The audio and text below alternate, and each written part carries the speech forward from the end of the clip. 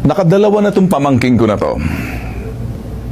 Masakit mong po sa akin, pero sasabihin ko, alam mo, pag ikaw ay isang public official, di ka ligtas sa mga mapanuring mata ng publiko dahil ikay naninilbihan sa bayan. Congressman ka man, or senador ka man, or mayor ka, basta't politiko ka, hinalal ka, nilagay ka dyan sa posisyon mo sa pamamagitan ng eleksyon, or inappoint ka, magsisilbi ka sa taong bayan.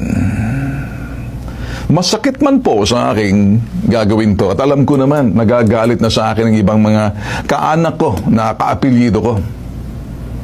Nagagalit sila. Bakit sila nagagalit? Ako po'y diretso, ano?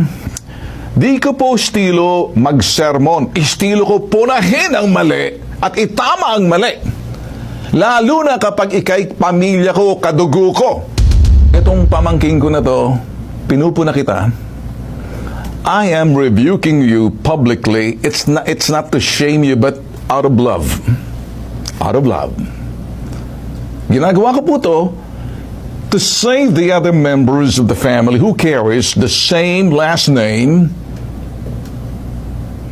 as you do, but they carry it with integrity, honor, and respect. Dinadala po nila ang kanilang pangalan. Iisa lang pong apelyido namin. Sa unang henerasyon, yung aking ama, ang yumaong si Colonel Ramon Tulfo, kung saan tumatak po sa aking isipan yung mga tinuturo niya po na ako'y high school pa lang. Idol ko po yung aking ama. Kaya kung nakikinig man sa akin yung mga ibang mga kaapelyido ko sa first generation, yung mga second generation, makinig kayo. Hindi ligtas kahit mga anak ko. Knock on wood, huwag lang sana sa mga anak ko kasi hahambalusin ko sa harap sa publiko. Itaga nyo sa bato. Tulad ng pagturo sa amin ng aming ama, yumaong ama. Dala-dala ko po yung mga tinuturo niya sa amin. Hindi ko maintindihan kung bakit nagkakaganito sa unang henerasyon, the first generation ng mga Tulfo. Kaya ko po ginagawa to para isalba po yung ibang mga kaapelyido na Tulfo sa unang henerasyon na anak ni Colonel Ramon Tulfo Sr.